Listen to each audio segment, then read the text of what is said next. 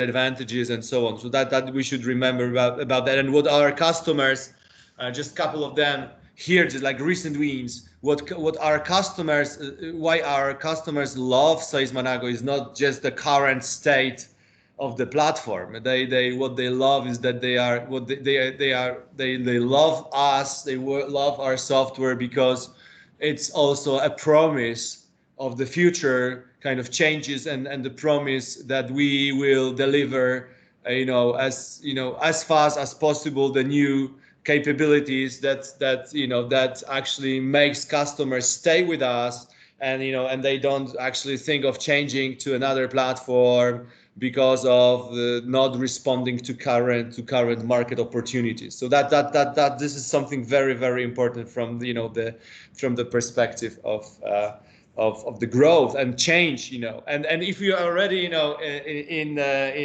talking about the change, I would like to just point out to the quotation of maybe not someone that I would sort of like philosophically kind of stand on the same side, but his kind of quote regarding the revolution, Vladimir Ilyich Lenin, which everybody knows this name, and there are decades where nothing happens, and there are weeks that decades happen, and that's not, and this is not about marketing, this is about last year, of pandemic, which actually, if you look at some kind of pace of change that is happening on the marketing market, and when we look at the change that was forced by the pandemics, this is actually perfectly reflected in this Lenin quotation, and we feel that all of that really, all that happened in the last year just accelerated very quickly everything we know.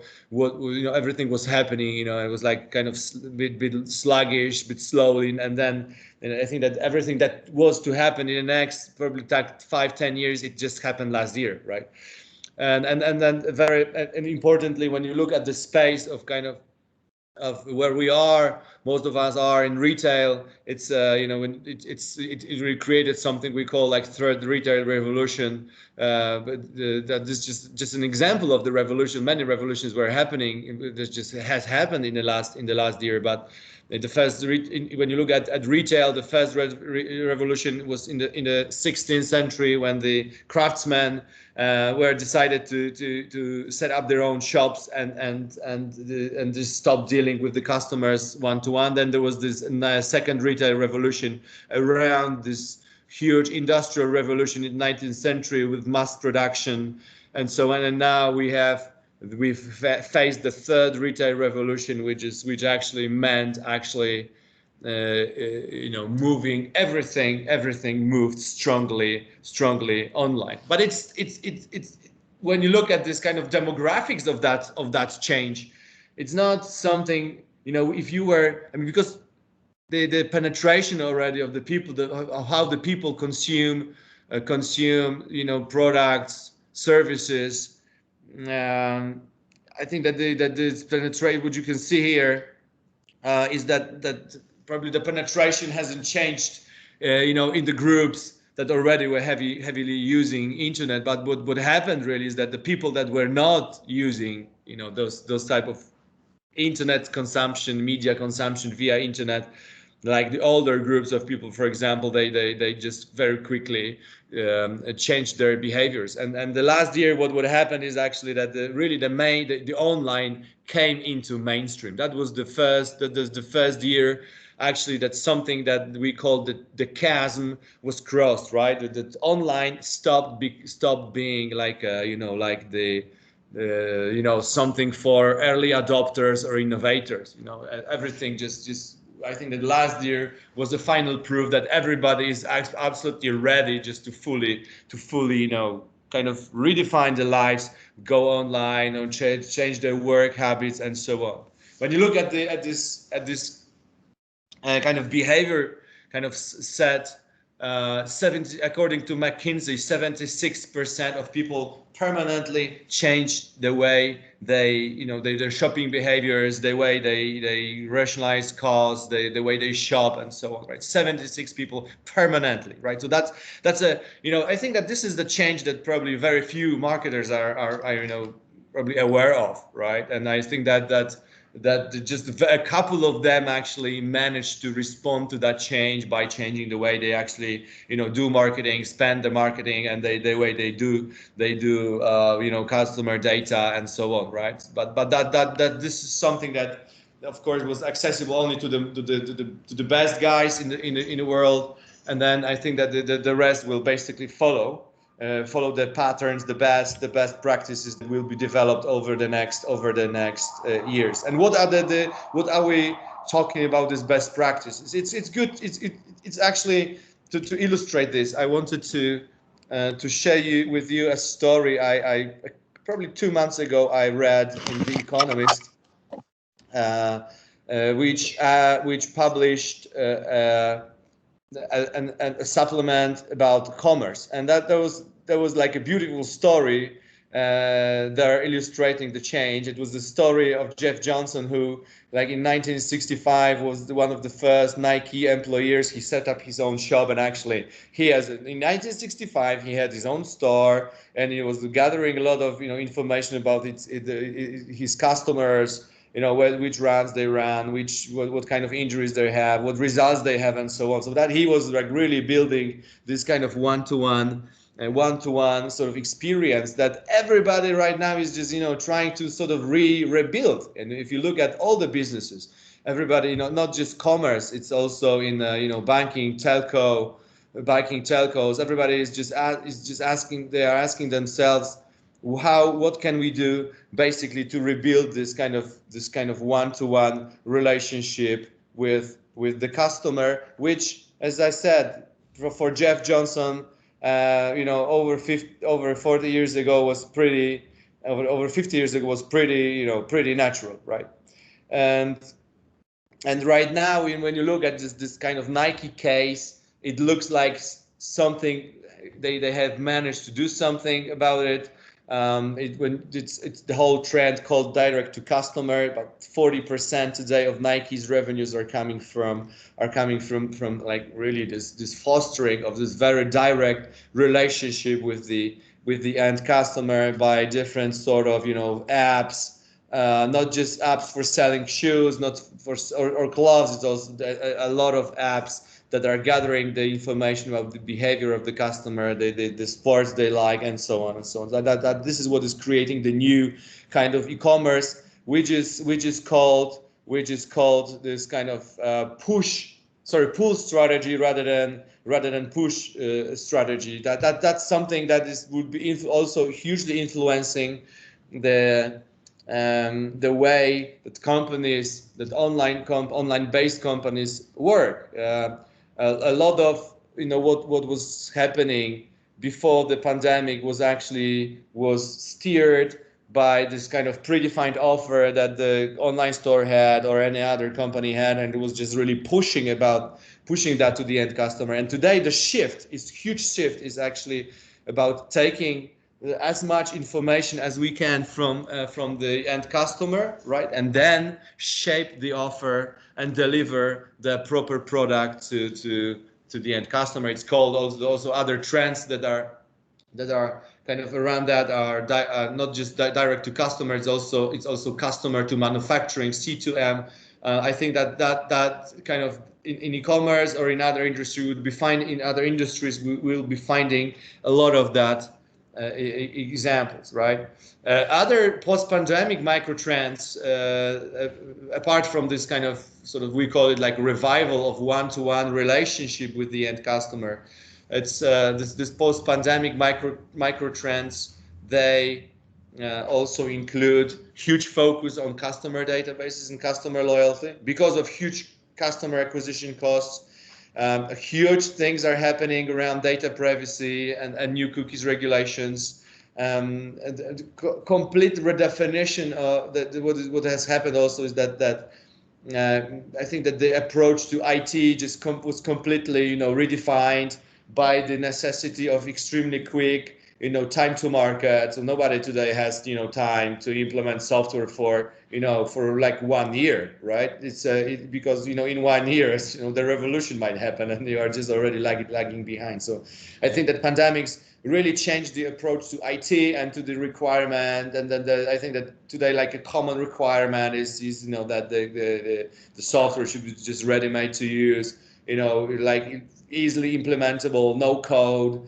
And even and I think that that's most prominent, in largest enterprises are following this path. Data ethics. So, how we use the data, how we build relationship with the customer also is influenced by the ethics standards. We're dealing with with these customer data. So data ethics, even Gartner and Forrester, the largest global research analyst companies, they sort of note that data ethics will become a huge driver of the software development and so on, right? And last but not least, today everybody is just wondering how to take this customer data and make them actually actionable across all the marketing execution channels. And that these are marketing micro trends that we are observing today. On top of that, definitely what has changed, and also just a couple of numbers from largest research agencies about the fact that this customer experience is probably more important today than just a pure kind of brand sort of recognition and brand what sort of brand is values is conveying, right? So the customer experience probably something that the customer wants to be identified with rather than the brand itself, right? And it's hugely also confirmed by a lot of researches which were conveyed over the last couple of months among consumers, right? So customer experience is really the thing. And also then something I was also mentioning to you is this kind of no code, low code approach to IT, especially in the context of not just cost, but also, like as we already said, time to market. Nobody today has time to deploy large IT really teams that would be deploying software. Everybody rather expects that the software would be just perfectly ready to actually be deployed on site. It would be would have like a lot of predefined features. This is like the space. How the MarTech space, customer experience space, has evolved in the last year, right? And pandemic time just hugely accelerated those trends.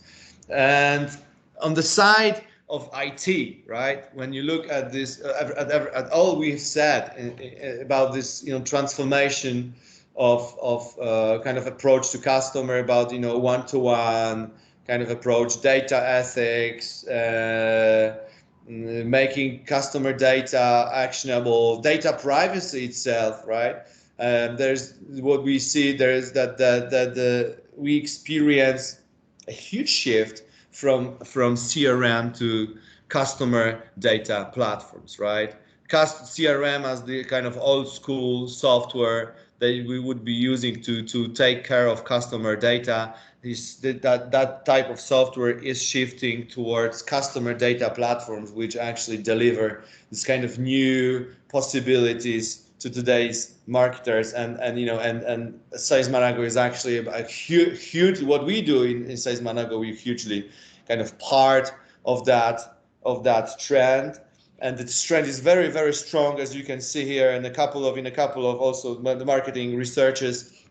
53% of marketing executives are, they are pretty confident that CDP would be, key part of their strategies of actually, that help them to understand the customer needs.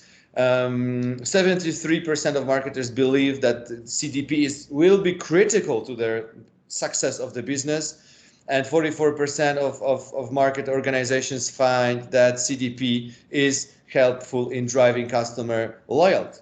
Why it's growing so quickly? Well, it's definitely powered by the fact that something but that was not really that visible in the previous years, maybe for a lot of us, that maybe we would not be that confident that this is the way the whole world works, but somehow somehow that contradicted our kind of intuition, that 90 it turns out that 90% of customers are willing to share their data with the brand. Yes. And I think that that's something that came to our kind of minds probably like a year ago, and everybody, we just noticed that that the customers are pretty easily just leaving the data about the customer, about the preferences, about products they like, and so on. So suddenly you don't need to somehow, I don't know, magical kind of AI software that will be predicting your the customer interest. If the thing is that if you have a proper relationship with the end customer, if a brand has built like this minimum level of trust, if the customer knows what the data would be used for, right? They are very, very open to leave that data to you guys, to marketers, to brands, because at the end of the day, everybody wants to have like really personalized customer experience, right? That's and this customer experience cannot happen without actually taking the customer as a part of this game, right? So that we as marketers, as we as players on the market, we should be pretty clear that it takes not just like some kind of magical tricks on the side of the marketing team. We are all aware that it's a kind of a agreement between a brand and the consumer and the customer, that okay, if they share the data, then they will have even better customer experience. It cannot happen like unconsciously for the customer, because then everybody is just asking themselves the questions, hey, how do you know what I'm interested in? Or maybe the AI just worked bad. Yeah. So CDPs are really huge part of that trend.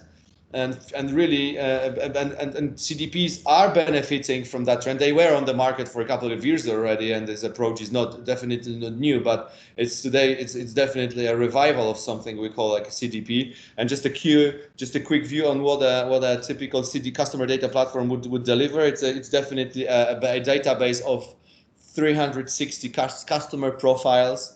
Yes, it's a unified database of customers and the data, which means that the customer data is standardized, right? The data is actionable. That's probably the most important thing that would make CDP a bit different from customer relationship management software, which probably is more like a system of record. CDP would be going into the other category of, it's not system of record, it's a system of engagement, right? System of action, and the data are readily available to be used in all kind of marketing activities, in all execution channels, and so on. CDP would also have a lot of AI features included, like definitely something like predictive analytics, which means churn, lifetime value prediction, for example, best channel prediction. That's what we do. Customers just love it. And also another part of AI focusing on the AI offer generation, offer personalization. That then is also actionably used in all marketing channels, right? So that's basically like the basic information about CDP. Or if you look at the customer data that you should expect, this CDP should gather, it's really everything, but it's everything about behavioral data, it's everything about transactional data, but also any type of data you can kind of you gathering. So what you should expect from a properly built CDP is that this kind of platform would easily allow you to also incorporate any type of data you already have somewhere in your databases, because that's for some specific businesses. This type of data can can vary a lot. Yes, so that's the thing. Just a quick view on the CDP, CRM, and also DMP, right? Because some of you guys may also came across DMP. So DMP is a different type of software. It's data management platform. Data management platform is actually about third-party cookies, something I will be telling you about a little bit later on. And it's just, the data management platforms are the sort of aggregators of the data, third-party data about the customers that sometimes CDPs were using, but because of the fact that this data privacy are changing, so DMPs are slowly coming out of market. Yes, of course, to our great benefit. Yes. Of course, to properly use data, to properly use customer data, and I think that marketers should be to properly also manage this data gathering, to properly communicate that to the customer. I think that all marketers should go and understand what data ethics is, and it's a new. I already mentioned this. It's relatively new space, already pointed to by companies like Gartner, and it's which defines data ethics as the system of values, moral principles related to responsible collection, use, and sharing of data. Yes. So if proper understanding what customer data is, setting up your own data ethics kind of codes should be a part of a modern marketing work, modern marketing process, and which is then conveyed to the customer, and then this is where the customer becomes more willing to leave their own zero-party data, which is and that's the new holy grail that will be, if of course, because if we look at the shift that we have in terms of data privacy, on one hand we have this kind of third-party cookies blockage, yes, and on the other side we have this necessity of kind of building this real one-to-one relationships with the customers, and then they can happen by gathering the zero-party data, and that's the new holy grail. Already mentioned that. I think that zero-party data, basically the data which are voluntarily left by the customer to you guys, right? And I think that this will become the new frontier, actually, of and the new place where the competitive advantages on this on this marketing kind of side will be built, because I believe that there will be huge differences between how one or the other company can understand the zero-party data gathering, right? So that's something very important we should remember, and I hope that probably this should be the only thing I would really like you guys to remember after the presentation. Zero-party data as the new holy grail. Then we have first-party data, which are the data like transactions or the information about behavioral. It's the customer. It's a first-party data, which means that you have a customer consent to gather that data. Yes, but they are somehow gathered automatically, and there is this third-party data which is blocked happily, because it was there was a lot of discussion and controversy going on around third-party data, and they are finally blocked, as I said, to the great benefit of the people, of the marketers, that actually they are open to build the true relationship with the end customer. Just a summary of what first-party cookie and third-party cookie is, it's just that so first-party cookies which will not be blocked, these are your cookies that you gather on your website, right? And for example, so if you, for example, use SALESmanago, you put the tracking code of SALESmanago, and it's using first-party cookies. This is your cookie. This is your data about the customer, right? This is used for session, not just for personalization. It's used for login, logout, like recovery of abandoned cards in e-commerce and so on, right? And third-party cookies will be blocked, which will constitute a huge challenge for like remarketing or some data enrichment and some like a lot of kind of illegal practices that actually were just violating the customer privacy. But when you look from the perspective, as I would say, when you look at the perspective of customer data platform, customer experience platform, then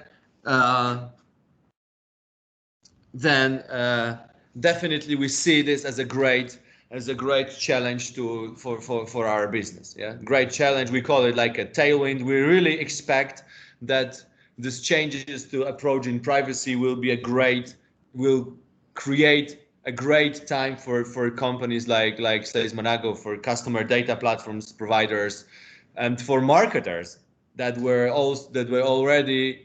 always had this kind of the real consumer in their mind and heart, from the beginning. Yeah. So, and I think that there's a great context for that. As you can see in a couple of numbers, 88% already of marketers, they think that first-party data collection is important.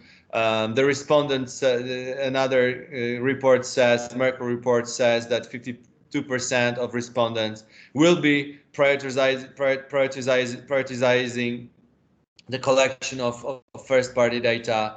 And last but not least, the consumers are also willing to provide the data if they receive something in exchange. I think not only goods and services, but also, as I said, they will receive some kind of a confirmation that the data would be used properly.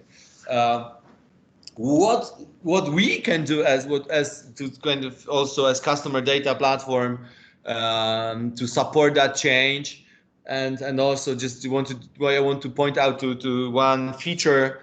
There are already a couple of players, not specifically in customer data platform industry, which sort of have built customer preference management centers, but this is something, the feature that would be like largely supporting these efforts of companies to actually gather the zero-party data. We are just on the point of implementing this and allowing our customers to use this feature.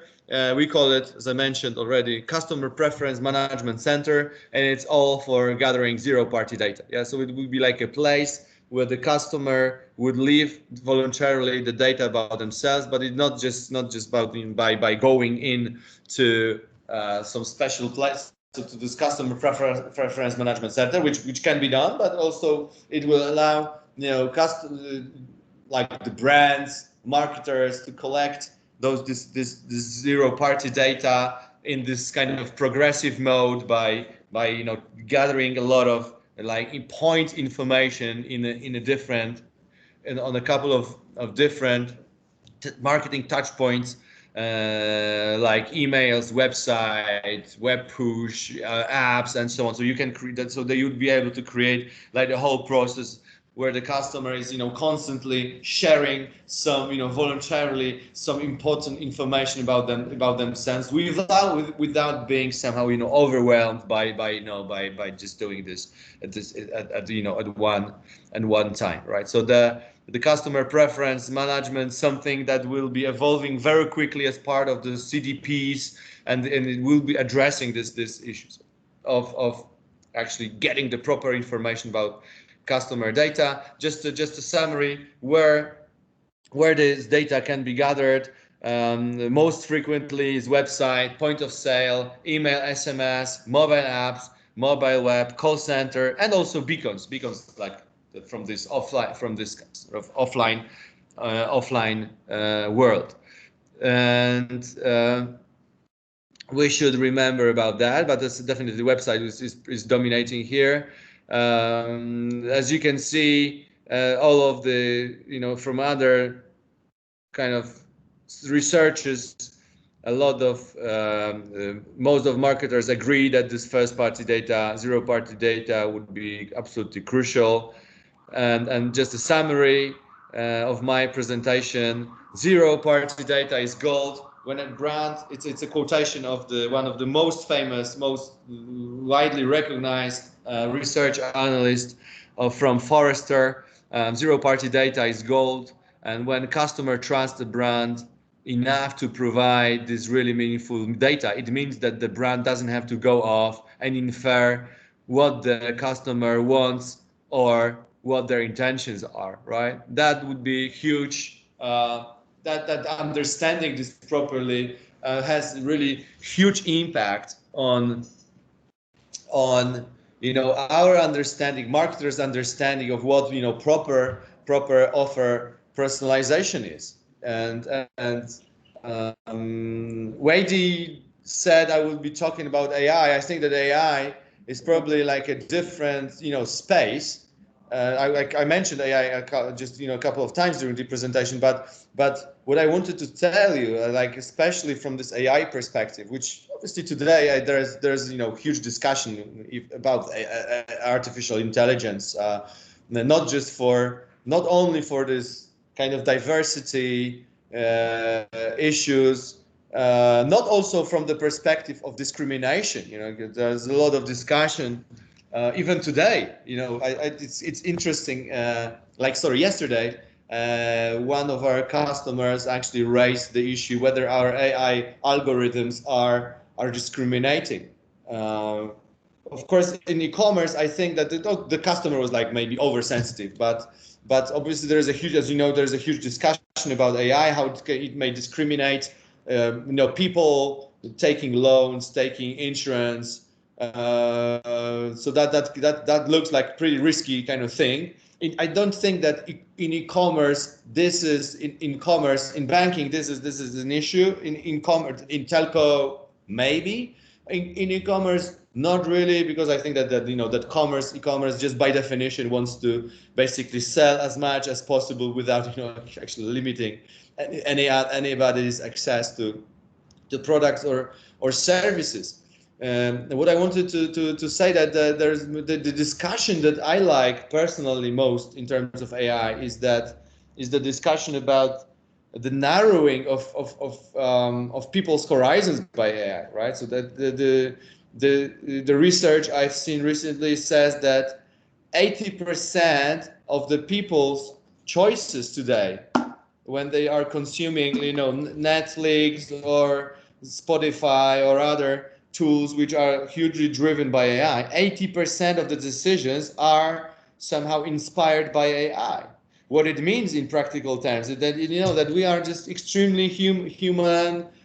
People get extremely narrowed to certain kind of choices which are sort of suggested to them by AI, right? And that's a huge challenge in terms of AI, and even for e-commerces. Suddenly, e-commerces with the very wide product sets, they risk that actually the AI would be suggesting I would say very narrow sets of of products to the end customer. That's the risk. And I think that if we want to kind of the risk that area, which means to lower the risk around that, I think that the only proper way of doing that is basically to go and understand the real interest of your end customer. If you know those real interests of your end customer, you don't need AI, right? And I think that this is what is kind of behind what Fateme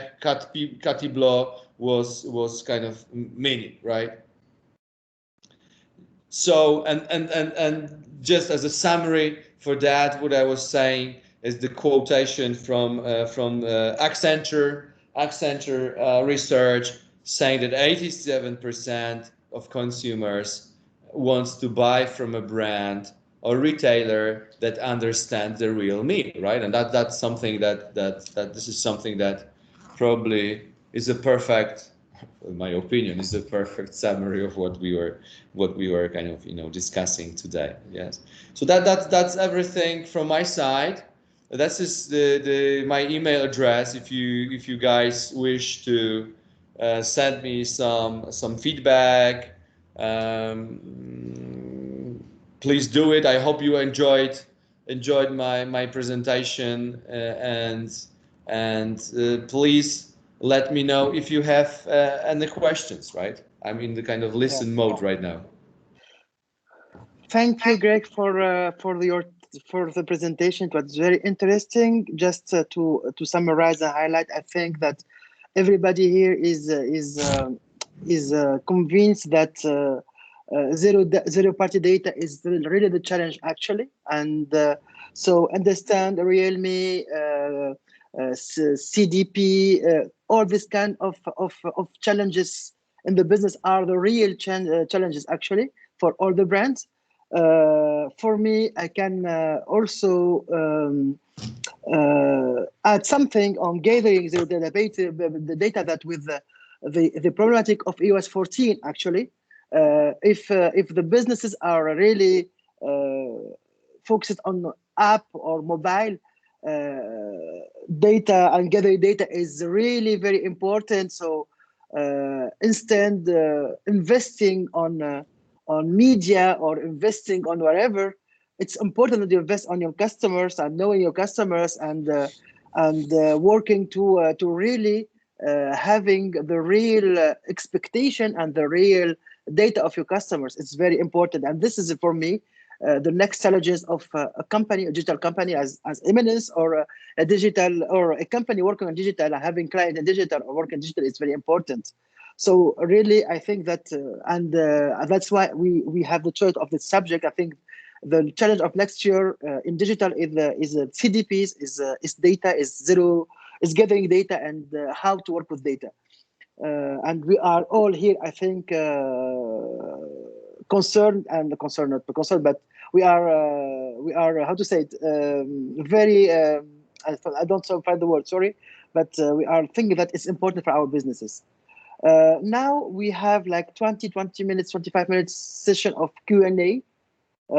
Someone want to ask some question or highlight something or add something, or it's open talk for everybody. So please don't hesitate to ask us or to share with us your thoughts.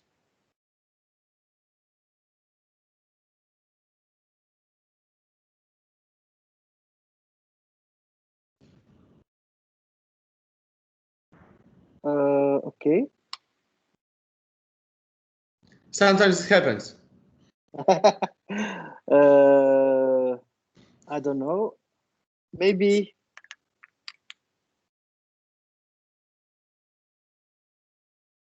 no technical issues, huh? No, I don't think so. Hi, do you hear me? Yeah. Yes. Hi, I'm Jonathan, working in a French company. We have two e-commerce websites in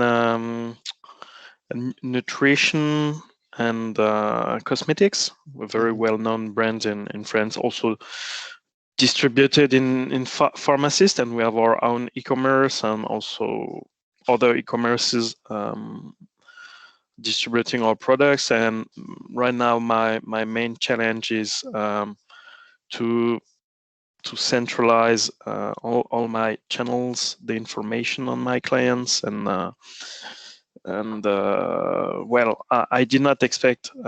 So the CDP could be a really good solution for me, and I look forward to work on that, but to learn more on that. So, but when coming to this webinar, I did not expect this solution to be proposed in the cookieless world. So is it the only scope of the webinar today, or are there other solutions in the cookieless world? So if I understand well, the solution you propose in the cookieless world is to centralize the data that the customer accepts to give to you. Is that true? Yeah, Exactly. Okay. Exactly, and I can confirm that Eminence as a digital marketing agency, so we work with a lot of players. So we work with Facebook, we work with Google, we work with SALESmanago, with Adobe, with a lot of players on digital. And actually, really, the challenges, as I said, is gathering data and how to gather data. So now the trend, for example, is giving vouchers, incentives. But overall, these people should give you trust to give you their data, to accept, to share with you the data. And so you have first give it to those people should trust you, and after, of course, incentive them to share with you the data is really now what is happening in all e-commerce or not e-commerce, even B2B businesses. How to make people confident to share with you data is, and of course, how to use this data later. It's one of the challenges actually. Yeah, my biggest challenge actually is not to gather data, because people are prone to share their own data, because we have quizzes on our websites to help select the product that may fit you. So we can even personalize a product based upon your answers. We have this kind of offer too, and it works really, really well. Now, really, the problem for me is to use this data for every channel. If I make social ads, I may not know that I am targeting, I don't know, clients that have spent more than 350 euros on my website and that are looking for this or this kind of products. That's my main challenge right now. And the promise of CDP is to centralize all this information to help drive the different channels. Is that it? Yeah. So I mean, maybe I was not trying to be that very, very, product pushy.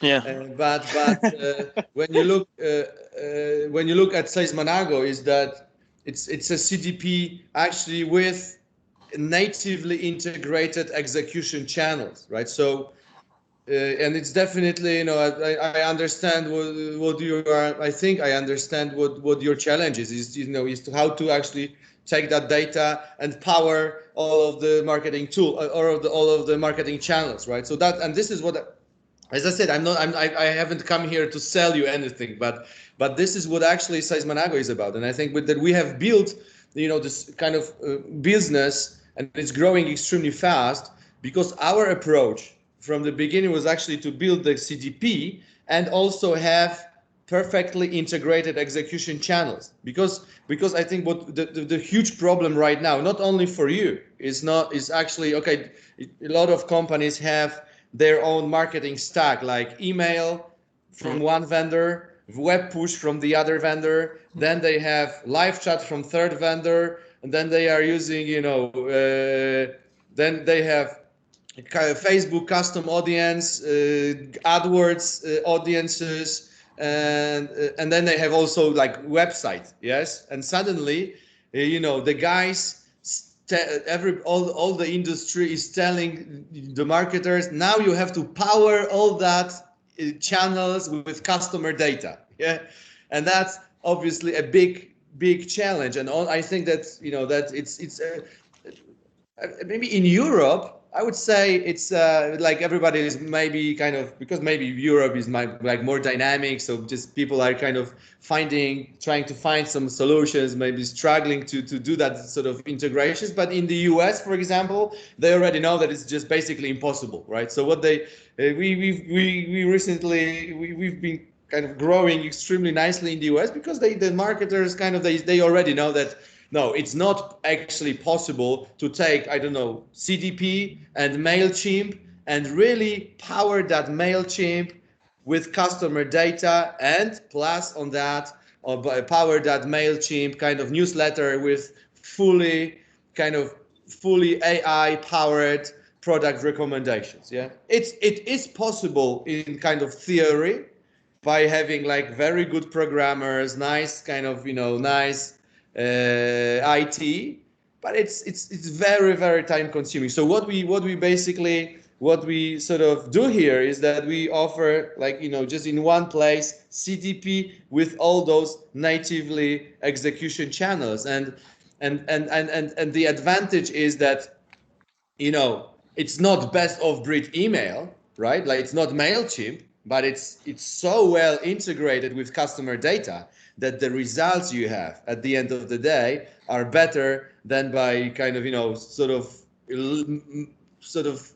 doing the bricolage, yeah, of connecting, like CDP and email, right, on in your by your own kind of resources. So yes, we definitely make sure that all of this data you have, they are ready to use in email, in segmentation. You use that, you can very quickly kind of get to some customer segments, send email to them, or you may take some like the whole database and segments. It's all customers, and basically automatically deliver in each email like the proper offer. Or for example, the CDP is calculating the best time of email delivery. So our customers, for example, they are never sending like the newsletter on Wednesday because they think it's the best time to send newsletter. No, it's just click, and the software is delivering each email at the best possible time where there's the highest probability of conversion, right? So, and the same with website, which is then integrated automatically, which is then integrated with CDP by just one tracking code, which displays pop-ups, product recommendations, live chat, web push, and so on. So, right? So that's basically this. Yeah. I want to add something, Greg, here for Jonathan. Of course, one of the issues of Cookieless is targeting and media targeting, as I said, in social media, wherever. So, of course, connecting your CRM/CDP. Of course, if you have a CDP, you will have better results than a CRM because we have more personalized data and more effective data. To your social media assets, what we call actually. And by the way, we are saying in the participant, one person from Facebook, if he want, he can say something here. But what we call API, conversion API.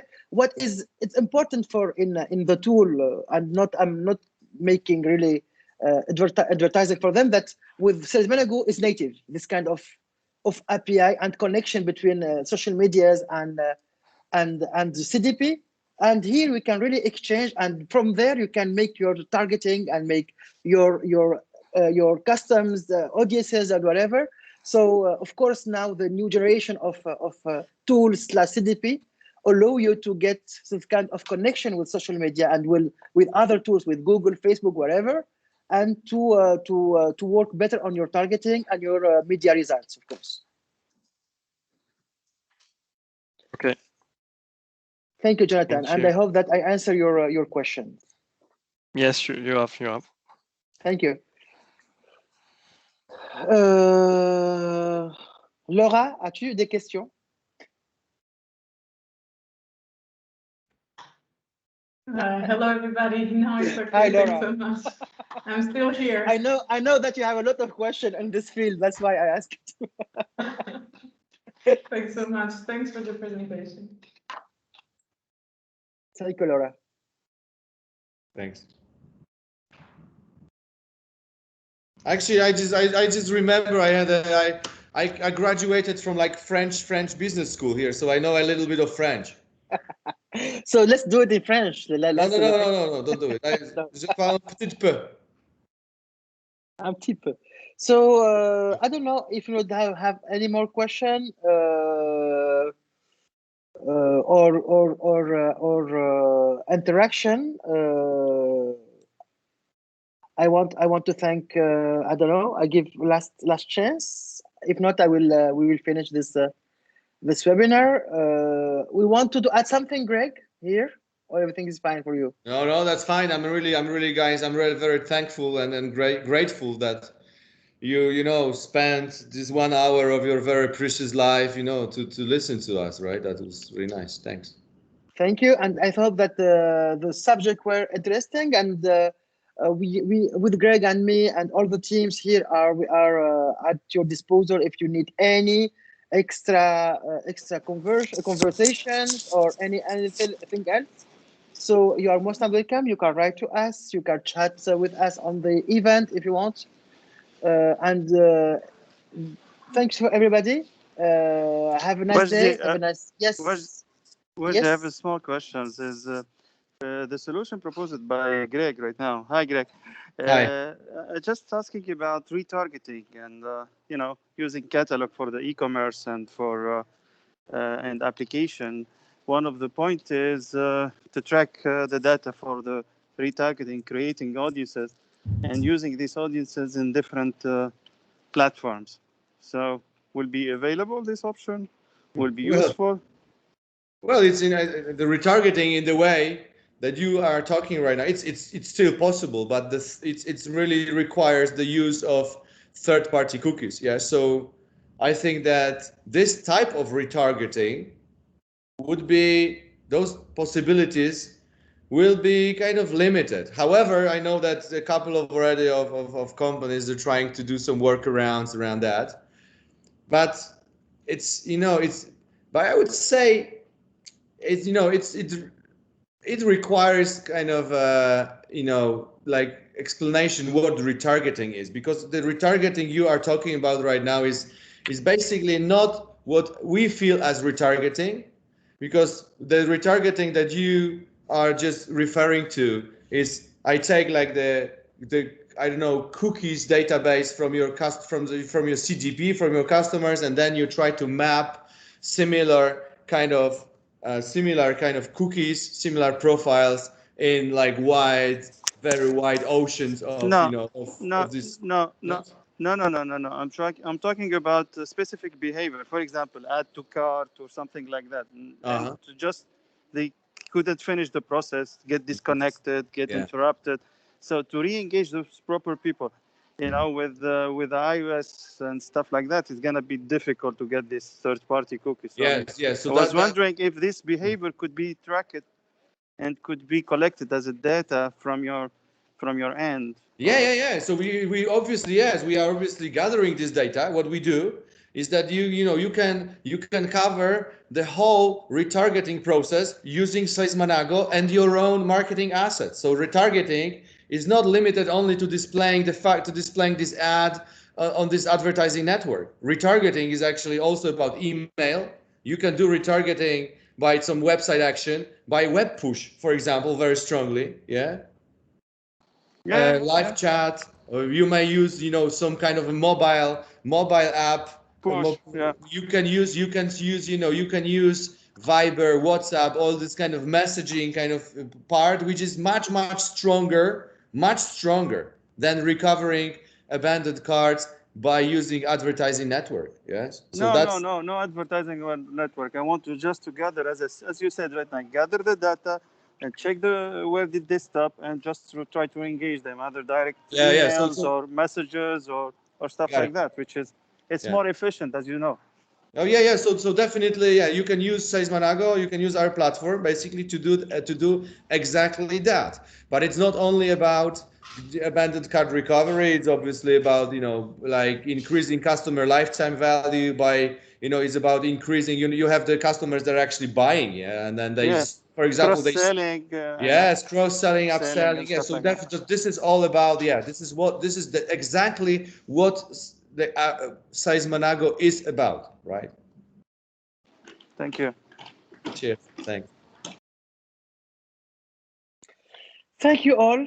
Thank you for your time. It was a pleasure to share this hour with you. Thank you, Greg, for your time. It was really very, and I hope that we will have the chance to have with you another time, another webinar. So thank you so much. I'm proud to be your partner, and I think together we'll make a good job. Thank you, Greg. Thank you, everybody here. And don't hesitate to come back to us if you need anything. Yeah. Next week I'm taking a camper and I'm going to Switzerland, so maybe we'll meet somewhere. So with the pleasure, we can make a life together next week. All right. Thank you, guys. Thank you for everything. Have a nice day. Bye bye. Bye bye, everybody. Bye. Thank you. Bye. Thank you.